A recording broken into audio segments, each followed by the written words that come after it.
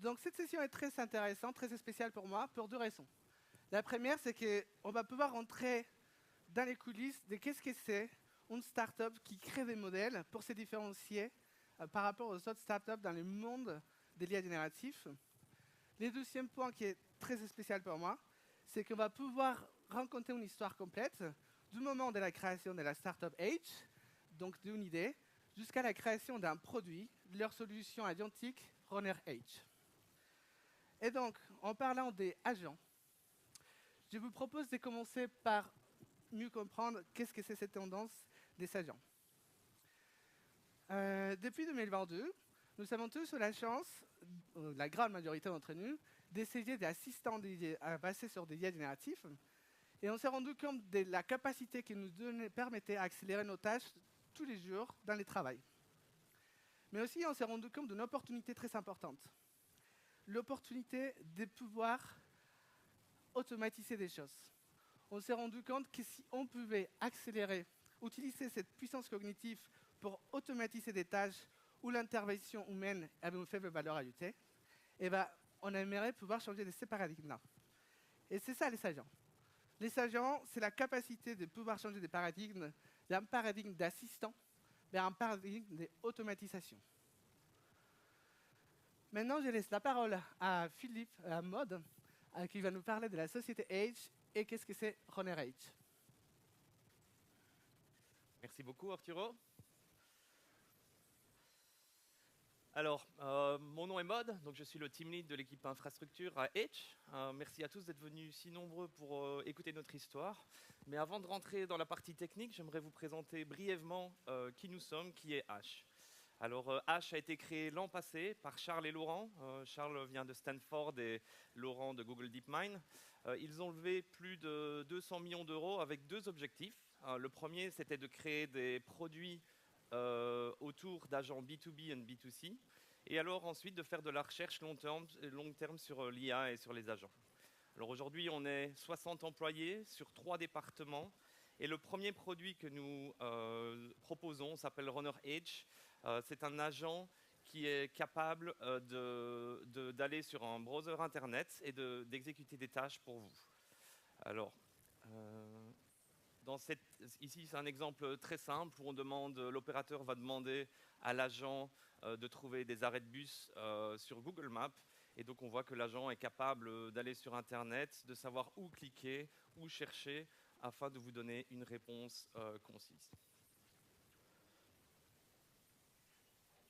Alors, à côté de Runner Edge, on travaille aussi sur des agents B2B. On est en bêta privée pour le moment, avec un lancement dans les prochaines semaines. Mais pour que ces modèles pour que ces agents puissent faire leur travail, on a besoin de modèles qui comprennent des pages Internet. Et donc, on a créé nos propres modèles visuels à l'état de l'art, dont Xavier, mon collègue, vous parlera plus tard. Mais avant, je vais repasser la main à Arturo, qui va vous présenter le produit AWS avec lequel on a entraîné nos modèles. Merci, Maud. Donc, en effet, comme vous l'avez compris, Age a eu besoin, pour se démarquer de la concurrence, d'entraîner leur propre modèle. C'est ce qu'on s'est rendu compte aussi, c'est que cela a eu besoin d'énormément de ressources de calcul. Et on s'est rendu compte aussi, la tendance, c'est que ce n'est pas un besoin unique à Age, mais toutes les sociétés aujourd'hui qui entraînent des modèles, ils ont des besoins de calcul importants, et ces besoins de calcul continuent à augmenter. C'est là pour deux raisons. La première, c'est qu'on continue à faire des grands modèles plutôt génériques, capables à tout faire, et qui ont besoin donc de beaucoup de ressources de calcul. Mais ceci, malgré le fait qu'on fait des petits modèles, ces petits modèles, aussi, on essaie de les entraîner sur plus d'informations. Aujourd'hui, on parle des trillions de tokens, même sur des petits modèles. À titre d'exemple, toute Wikipédia en anglais, on parle d'environ de 8 milliards de tokens. Donc, 1000 fois plus d'informations qui est utilisée aujourd'hui par rapport à Wikipédia pour entraîner même des tout petits modèles. Et donc ici, on parle vraiment en termes de besoins des calculs en flop, on parle des millions d'hexaflops. Ça, c'est l'ordre des grandeurs qu'il faut avoir en tête.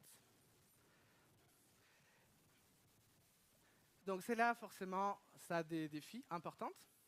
Les premiers défis, c'est que pour collecter la donnée et pour l'utiliser pour entraîner des modèles, il nous faut des services spécifiques capables d'utiliser la donnée chaude lors des calculs, mais aussi de pouvoir avoir une donnée froide, et tout cela en ayant la meilleure coût-performance à chaque étape. Cela, il a besoin aussi donc de distribuer l'entraînement. On parle des clusters qui ont besoin des centaines ou des dizaines de machines qui peuvent orchestrer des milliers de GPU, voire des dizaines de milliers de GPU. Et donc, cela pose un énorme enjeu important. C'est que plus on augmente les matériels, plus on a des chances, des probabilités d'avoir une faille. À titre d'exemple, dans les papiers Llama 3, nos collègues de Meta nous expliquent que sur 3 mois d'entraînement, ils ont eu plus de 400 failles non prévues, et 78% de ces failles-là, elles étaient liées à des pannes matérielles. Et donc, pour pallier à ces défis, AWS a créé en 2023 une solution qui s'appelle Amazon SageMaker Hyperpod. L'objectif de cette solution, le plus important, c'est de proposer une solution semi-managée qui va permettre à l'utilisateur de pouvoir créer des clusters de calcul capables de scaler à des centaines et des milliers de GPU. La clé pour que Hyperpod ait de la valeur ajoutée, c'était de travailler sur un environnement résilient. Et cela est fait sur 3 étapes. La première étape, c'est lors de la création du cluster, on s'assure que toutes les machines sont en bonne santé d'un point de vue matériel. Ensuite, lorsque le cluster est créé, il y a une détection des failles matérielles qui est mise en place pour détecter si la machine est en panne. Et troisièmement, si on est en train de faire un entraînement, afin d'éviter des problématiques, donc maximiser l'utilisation des ressources, on va pouvoir changer les instances automatiquement. Mais aussi, parfois, il y a des pannes que le système n'est pas capable de rencontrer. C'est possible. Et donc, pour cela aussi, on a une quatrième possibilité, c'est de pouvoir changer l'instance de manière manuelle. Parfois, des erreurs ne remontent pas sur les systèmes, et donc cela nous permet de manuellement pouvoir les changer assez facilement. Et donc, finalement, cette capacité d'un environnement résilient va nous permettre de maximiser l'utilisation de nos ressources afin d'exploiter au maximum ces clusters. Et le dernier point, c'est que nos clients nous ont demandé, c'est d'avoir une solution qui nous permet d'avoir le maximum de flexibilité en contrôle. Qu'est-ce que ça veut dire? Ça veut dire aujourd'hui, si vous utilisez la solution Hyperpod, tout d'abord, au haut de la stack, vous avez le choix de choisir l'orchestrateur qui convient le mieux à votre équipe.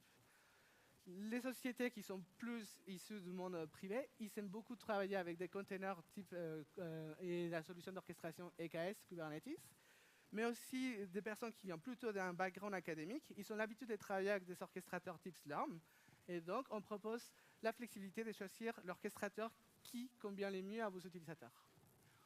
Ensuite, comme vous avez un accès SSH à toutes les machines, il est possible d'utiliser tous les outils et librairies que vous avez besoin par rapport à votre entraînement.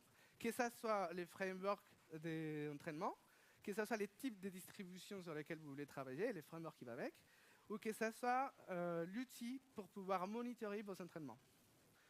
Et finalement, la valeur ajoutée de Hyperpod va aussi se trouver sur la couche la plus basse, où nous avons conçu des CMI et spécifiquement pour l'entraînement des modèles.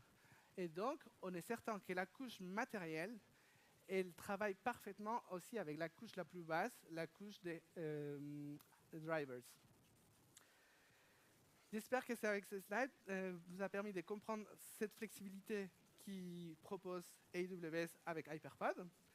Et maintenant, je voudrais vous partager quelques annonces que nous avons faites à re:Invent suite à l'écoute du feedback de nos clients. Le premier, c'est lié aux besoins des calculs temporaires. C'est-à-dire que parfois, pas toutes les sociétés ont besoin d'un cluster 24/7 pour travailler. Il y en a certains qui ont juste besoin de fine-tuner un modèle avec les bonnes ressources de calcul. Et pour cela, nous avons les Flexible Training Plans. C'est une solution qui permet de planifier son usage d'un cluster de calcul tout en ayant un coût faible par rapport au prix on demande des instances.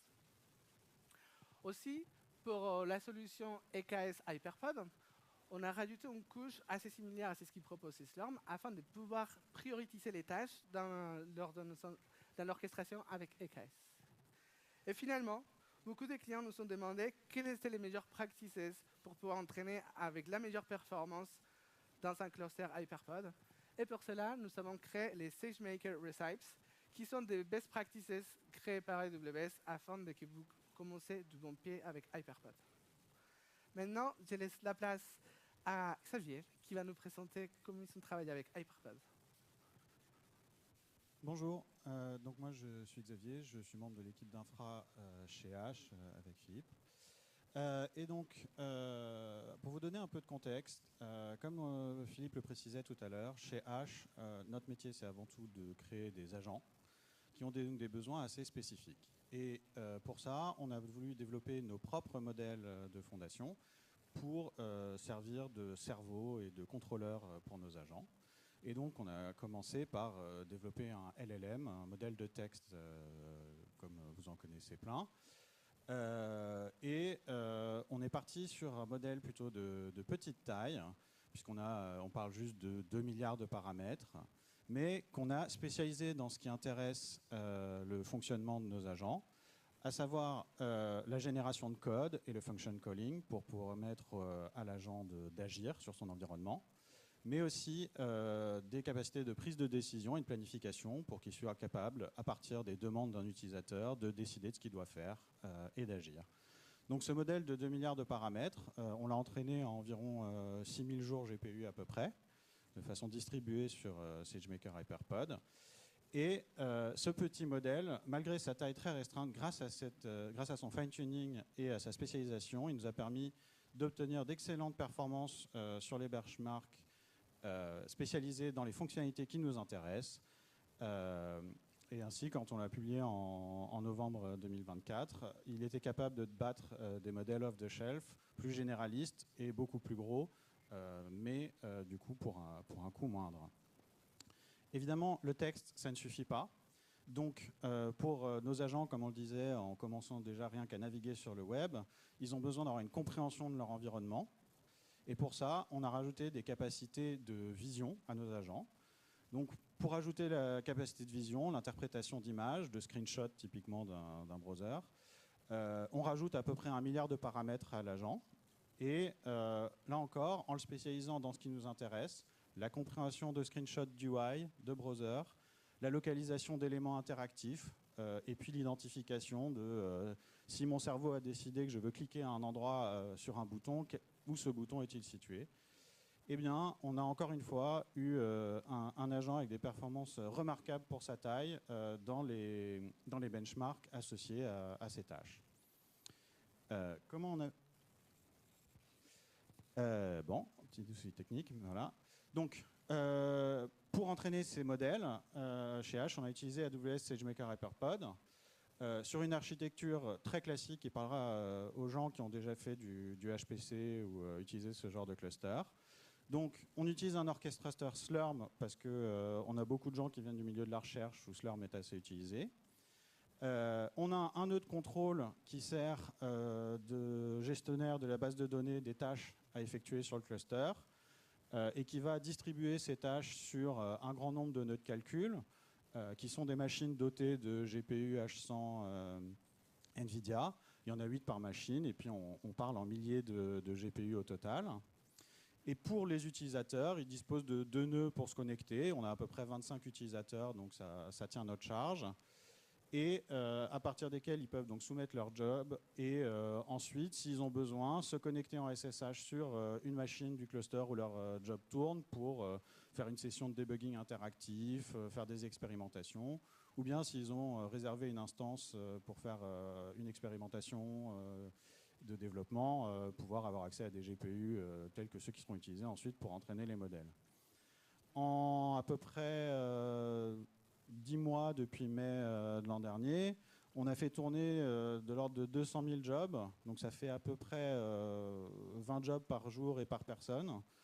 Donc 200 000 tâches qui vont des petites expérimentations locales pour essayer de déterminer quelles sont les architectures optimales pour nos modèles, à des très longs jobs de training, donc les fameux 6000 jours GPU pour un training end-to-end depuis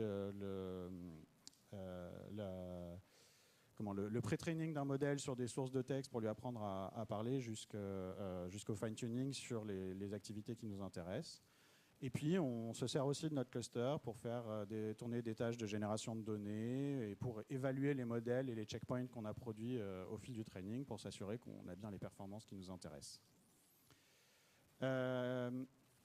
Donc, un des gros points importants pour nous de l'architecture SageMaker Hyperpod, c'est qu'on a une infra qui scale bien, puisque pour entraîner des modèles, comme le disait Arturo tout à l'heure, les besoins en consommation de données, les besoins en GPU sont de plus en plus importants. Et donc, on voit bien que pour entraîner nos modèles, la mesure de vitesse standard, qui est le nombre de tokens par seconde que le modèle est capable d'ingérer et d'apprendre, elle est parfaitement linéaire dans le nombre de nœuds de calcul et donc le nombre de GPU, si vous multipliez par 8, que vous attribuez au modèle. J'avais parlé tout à l'heure d'un modèle de 2 milliards de paramètres, mais cette parallélisation se maintient même si on regarde des modèles plus gros. L'autre point important, et qui est généralement un atout chez AWS, c'est qu'on travaille évidemment dans un écosystème qui est très varié. Et là encore, notre travail sur SageMaker Hyperpod s'intègre dans toutes nos habitudes de travail habituelles. Donc, on a notre source code sur GitHub, on peut s'en servir, on peut packager notre code en container, les déployer dans Amazon ECR, et puis avec toutes les librairies de dépendances. Et puis ensuite, on fait tourner ça dans un contexte HPC. Donc là, on n'a pas envie de faire tourner des images Docker qui rajoutent quand même malgré tout un overhead en termes de performance. Eh bien, notre cluster a un support intégré pour NVIDIA Enroute qui permet donc d'écraser ces images, ces containers pour éviter ces overheads. Et il est parfaitement intégré à l'orchestrateur Slurm qui est capable ensuite de déployer les images sur toutes les VM et puis de faire tourner les tâches, de les faire communiquer. Moi, en tant que membre de l'équipe infra, évidemment, il y a toute la couche d'observabilité qui m'intéresse particulièrement. Et là encore, le cluster propose une solution de publication des métriques des machines au format Prometheus, qui est parfaitement standard et qui nous permet donc de les exporter à la fois vers Amazon Grafana ou vers Datadog, qu'on utilise beaucoup pour le monitoring en interne. Maintenant, évidemment, faire tourner 200 000 tâches sur un cluster en bonne entente, ça demande un peu d'organisation. Donc nous, ce qu'on a fait, c'est qu'on a réparti les tâches de calcul en 3 queues de priorité. Une queue d'importance haute pour les tâches critiques. Typiquement, un gros training d'un modèle qui va durer des semaines, c'est coûteux à interrompre, on ne veut pas avoir à le redémarrer, etc. Donc on va les mettre en priorité maximale. Ensuite, une priorité intermédiaire pour toutes les tâches qui sont, disons, d'expérimentation au quotidien des chercheurs et des développeurs, ce qui va leur permettre typiquement de faire de l'allocation dynamique de serveurs lorsqu'ils ont besoin de se réserver un certain nombre de GPU pour faire une expérimentation, pour faire une session de debugging pour comprendre ce qui s'est passé, etc. Ils vont pouvoir le faire. Et grâce à la connectivité SSH interne au cluster, ça marche très bien avec des outils dont ils ont l'habitude d'utiliser. Par exemple, chez nous, on utilise beaucoup Visual Studio Code. Et ben, on peut démarrer une session Visual Studio Code Server sur une machine avec 8 GPU qu'on a réservées et débugger en live le comportement de son code sans problème. Et puis, on a une troisième queue pour les tâches, disons, de fond, qui sont là des tâches qui sont très courtes, soit sont un peu moins prioritaires et qui donc vont venir juste récupérer la capacité disponible sur le cluster quand elle n'est pas utilisée par des tâches plus importantes. Typiquement, quand on veut faire de la génération de données synthétiques, ce qui est très important pour fine-tuner des modèles aujourd'hui, on va pouvoir faire tourner des grands tableaux de tâches de fond qui viendront se caler dans les interstices de l'utilisation du cluster pour optimiser son utilisation de façon efficace. Évidemment, tout ça, ça marche ensuite avec des mécanismes de préemption fournis par Slurm qui font que si une tâche de priorité plus importante a besoin de plus de ressources, elle va aller chasser les tâches moins importantes et prendre leur place. Et puis, lorsque les tâches de priorité haute se terminent, les tâches moins importantes qui avaient été remises dans la queue vont pouvoir être remises en place sur les VM libérées pour s'assurer que le cluster est toujours utilisé de façon optimale tout en permettant aux travaux les plus importants de ne pas être perturbés. Enfin, on en a parlé, Arturo en a parlé tout à l'heure, la résilience, c'est extrêmement important. Quand on parle de machines comme des GPU H100 qui sont très chères, qui ne courent pas les rues, la moindre panne, la moindre interruption est très coûteuse. Les indisponibilités, c'est un vrai coût d'opportunité. Et donc, dans ce cas-là, chez AWS SageMaker HyperPod, s'il y a une panne et qu'elle est détectée automatiquement, ils vont remplacer l'instance. Mais même quand nous, on se rend compte que, tiens, il y a un GPU qui ne se comporte pas comme on voudrait, qu'on n'est pas très content, on peut l'isoler et avec une simple commande sur le cluster, on va pouvoir remplacer l'instance par une instance neuve en 15 à 20 minutes, ce qui, encore une fois, pour des machines qui ne courent pas les rues, est vraiment très impatiable. Donc, pour nous, le retour d'expérience sur SageMaker HyperPod, il est vraiment très positif. Ça a été très rapide à prendre en main et à déployer. Ça a vraiment été crucial pour nous pour pouvoir développer nos modèles en un temps très court, avec vraiment les résultats qu'on voulait, et de façon tout en ayant la liberté de choisir nos librairies, nos habitudes de travail et s'intégrer dans nos façons de fonctionner. Donc je vais maintenant passer la main à Inès qui va parler du prochain point, qui est comment on va pouvoir utiliser ces modèles maintenant qu'on les a entraînés. Alors, maintenant qu'on a vu comment entraîner les modèles, l'idée c'est de passer en production. Et donc on va voir comment faire cela, et en particulier, on va s'intéresser à l'inférence. On a introduit très récemment à re:Invent une nouvelle capacité d'inférence qui est le SageMaker Inference Component. Donc cette Inference Component est disponible sur les SageMaker Endpoint inférence temps réel, et il offre des capacités pour pouvoir répondre aux besoins de l'IA générative. En particulier, on va voir les différentes features qui ont été ajoutées avec le Inference Component. La première fonctionnalité, c'est l'optimisation du déploiement. Il est donc maintenant possible de déployer plusieurs modèles sur une seule instance et donc sur un seul endpoint. Cela permet d'optimiser les ressources et de faciliter la gestion de l'infrastructure sous-jacente. En résulte bien sûr une réduction des coûts, puisque du matériel peut maintenant être partagé entre plusieurs modèles, et donc on peut optimiser les ressources pour pouvoir, en fonction de la demande, n'utiliser qu'une seule machine pour répondre à plusieurs besoins différents. On estime que le coût de déploiement diminue d'en moyenne 50% grâce à Inference Component. Une autre fonctionnalité qui a été ajoutée, c'est la mise à l'échelle dynamique. Donc sur les endpoints temps réel de SageMaker, il était déjà possible de faire une mise à l'échelle dynamique du nombre d'instances en fonction de la demande, donc de rajouter des machines lorsqu'on avait un besoin et d'en enlever lorsqu'on n'en avait plus besoin. Il est maintenant possible d'ajuster le nombre de modèles qui sont mis à disposition dans l'endpoint pour pouvoir répondre aux besoins. On verra un exemple ensemble juste après. Une autre fonctionnalité dans la mise à l'échelle dynamique qui a été ajoutée, c'est la possibilité de scaler à 0 le nombre de modèles et le nombre d'instances. Donc lorsque vous n'avez plus de trafic sur votre endpoint, les instances peuvent être décommissionnées si vous le souhaitez en mettant toutes les configurations nécessaires.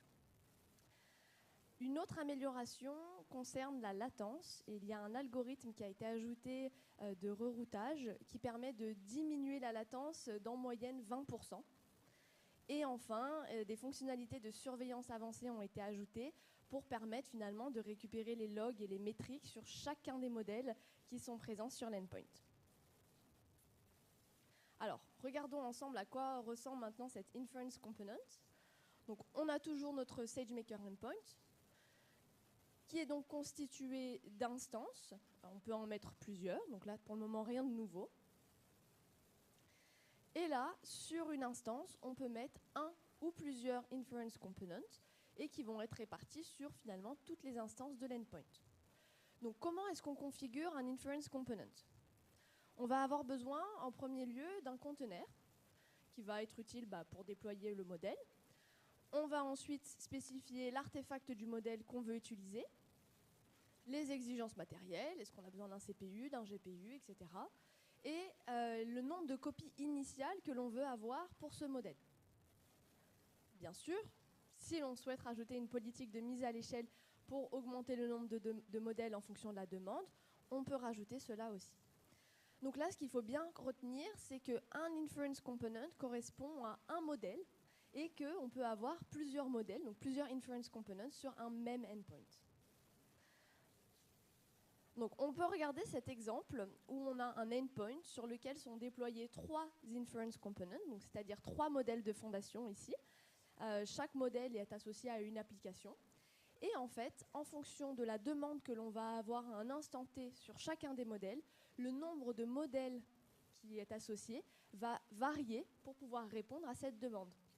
Donc si on regarde le premier modèle de fondation pour l'application 1, il y a un trafic faible, donc il y a moins de modèles qui sont déployés sur l'endpoint, tandis que pour l'application C, avec le modèle de fondation 3, on peut voir que bien plus de copies du modèle ont été déployées. L'idée, c'est de pouvoir, bien sûr, allouer les bonnes ressources matérielles en fonction du modèle. Donc, si l'application 1 a besoin d'un GPU, mais que l'application C a besoin simplement d'un CPU, tout cela sera alloué automatiquement. Regardons ensemble maintenant comment pratiquement on peut déployer un inference component. Il va y avoir 3 étapes et une étape bonus. Donc la première étape, c'est de choisir quel est le nombre d'instances et quel est le type d'instance que l'on veut initialement. Donc ça, on va faire avec le SageMaker Endpoint Configuration. Une fois qu'on a défini notre configuration, on va créer notre SageMaker Endpoint. Et enfin, on va pouvoir déployer le modèle en utilisant le Inference Component. Restez avec moi, du code arrive. Donc, pour la première étape, on va choisir avec le Create Endpoint Configuration toute la configuration dont on va avoir besoin.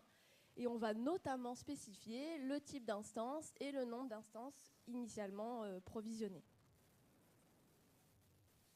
Ensuite, à partir de la configuration que l'on vient de créer, on va pouvoir créer l'endpoint et bien sûr, on référence notre endpoint configuration que l'on vient de faire. C'est seulement à cette étape-là que l'on va créer le inference component, que l'on va associer à l'endpoint que l'on vient de générer. Et ensuite, on va venir spécifier le modèle que l'on va vouloir déployer sur le inference component en précisant le nombre de copies du modèle. Finalement, l'étape bonus, c'est on veut invoquer le modèle et donc on va utiliser invoke endpoint et on va préciser le nom de l'endpoint ainsi que le nom de l'inference component qui est donc associé à un modèle que l'on souhaite invoquer. Et maintenant, je passe la main à Maud pour qu'il puisse expliquer comment eux ont utilisé le inference component. Merci beaucoup Inès. Alors, pour vous raconter l'histoire de l'inférence à H, remettons-nous en situation. L'année passée, en août 2024, donc ça fait quelques mois que H existe, et l'équipe modèle a créé les premiers modèles qui sont prêts à être testés. Donc on a d'un côté l'équipe modèle qui crée ces modèles, l'équipe agent, eux veulent absolument veulent commencer à consommer ces modèles. Alors il faut se rappeler qu'à ce moment-là, notre équipe infra est toujours assez petite, donc nos ressources sont limitées. C'est important à savoir quand on a regardé à nos solutions. Alors, quelles sont nos exigences ? On veut pouvoir déployer simplement et rapidement beaucoup de modèles. Vous pouvez imaginer que notre équipe modèle, elle crée énormément de modèles différents qu'il faut tester. Mais malgré ça, on veut que le coût soit maîtrisé. Donc on veut que le coût soit proportionnel au nombre de modèles qui sont utilisés et non déployés. Alors on veut une infrastructure accessible de manière sécurisée et on a besoin d'un service interne pour tester ces modèles et puis on va vite avoir besoin d'un service de production où on va promouvoir les meilleurs modèles pour l'utilisation dans nos produits finaux. Alors, quelles étaient les options que l'on a regardées ? D'abord, on avait créé un proof of concept sur ECS avec des machines EC2 pour avoir accès au GPU. On avait considéré EKS, qui est la version d'AWS de Kubernetes. Mais de nouveau, vu que notre équipe n'était pas très grande à ce moment-là, on s'est dit que c'était un peu trop compliqué, vu qu'on voulait une solution rapidement. On a regardé à des services tiers, mais on était déjà tellement ancré dans AWS, tout était déjà là, c'est beaucoup plus simple de rester là. Et donc on a regardé aux solutions clés sur porte d'AWS que sont SageMaker Endpoint et le nouveau SageMaker Endpoint avec Inference Components. Alors ce qui nous a convaincus avec ce dernier, c'est l'autoscaling que Inès nous a présenté. Donc l'autoscaling se passe en deux dimensions orthogonales. La première, c'est si un de vos modèles reçoit beaucoup de requêtes, SageMaker va ajouter des copies de ce modèle. Et à un moment donné, quand il n'y aura plus de place sur les machines, SageMaker va aussi ajouter des machines pour donner de la place aux nouveaux modèles ou aux nouvelles copies. Et pourquoi on a décidé de prendre Inference Component spécifiquement? C'est le scaling à zéro que Inès nous a aussi présenté. Comme je vous ai dit, on veut déployer beaucoup de modèles à tester, mais la plupart d'entre eux ne vont vivre que quelques heures, le temps que l'équipe agent teste. Et donc, on veut que ces modèles ne coûtent rien. Et à ce moment-là, SageMaker va retirer le modèle de l'inférence s'il n'y a plus d'utilisation après un certain temps. Alors voici l'infrastructure générale de notre inférence. Donc tout au-dessus, on a l'inférence endpoint et sa configuration que nous on déploie avec CDK. Ensuite, on a la couche de modèles et de ses composants que nous on déploie avec notre propre CLI. Comme vous voyez, chaque modèle a une image Docker et des poids qui sont dans S3. Et ensuite, on a toute la partie API. Donc on a un API Gateway. On a une première fonction lambda qui va vérifier la clé d'autorisation et puis une deuxième fonction lambda qui va appeler le bon composant en fonction du modèle spécifié dans la requête initiale. Alors, il y a beaucoup de choix de framework. Au tout début, nous, on voulait une solution très rapidement pour débloquer nos équipes. Donc, on a choisi d'utiliser TorchServe, ce qui nous a permis d'utiliser notre propre code d'inférence. Malheureusement, à partir d'un moment où on avait des requêtes un peu plus compliquées, un peu plus grosses, avec une ou plusieurs images, on s'est rendu compte que ça ne scalait pas bien, ça ne marchait pas très bien. On a essayé d'améliorer le code en question en le profilant, mais on s'est dit qu'à ce moment-là, il valait mieux faire l'effort de passer à un framework plus spécialisé. Donc on a choisi VLLM, d'abord avec l'image Docker DJL faite par AWS. Donc on a dû transformer nos modèles pour les mettre au format VLLM, ce qui a demandé un peu d'effort, mais ça nous a permis d'avoir des bien meilleures performances.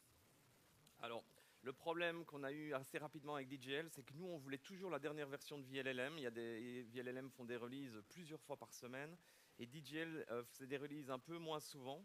Donc on a décidé de construire notre propre image basée sur VLLM pour notre inférence.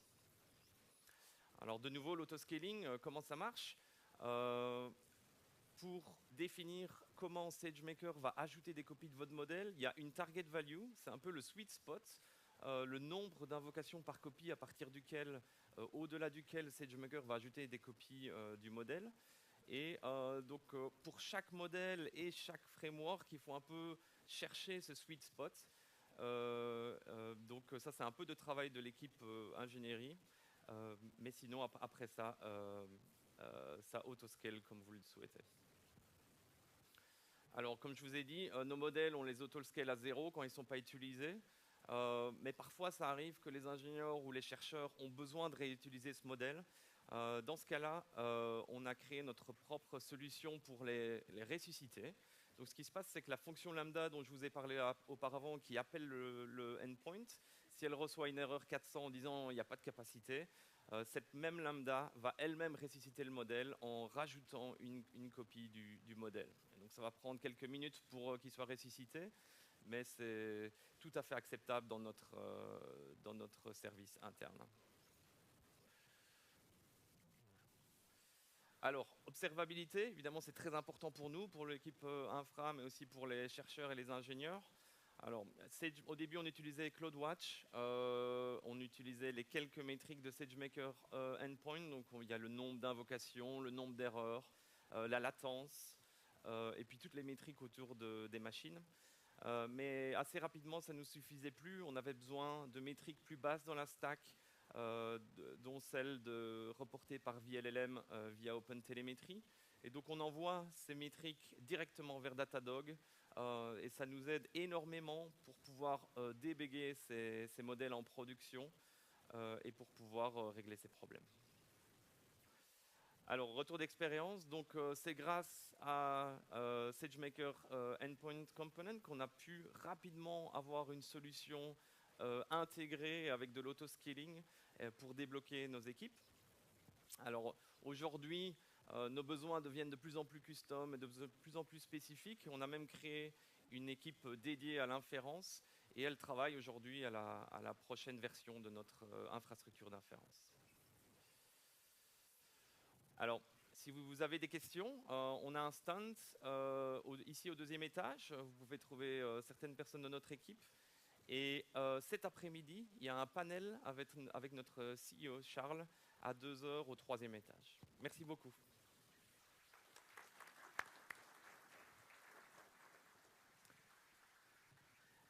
Je dirais merci à l'équipe H pour ce témoignage.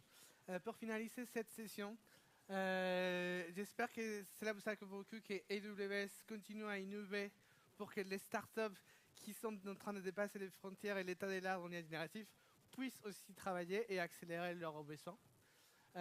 Voici deux QR codes, les premiers pointent vers un workshop pour mieux comprendre la solution HyperPod et le deuxième vers les blog posts qui permettent d'avoir plus d'informations sur Inference Components.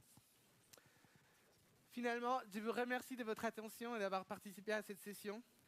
On dit chez AWS, feedback is a gift. Donc si jamais vous pouvez scanner ce QR code avec l'application AWS Events, que vous savez plus télécharger, afin de noter cette session et qu'on puisse l'améliorer l'année prochaine. Je vous remercie de votre attention et on reste encore quelques minutes ici si jamais vous avez des questions. Merci et passez un excellent summit.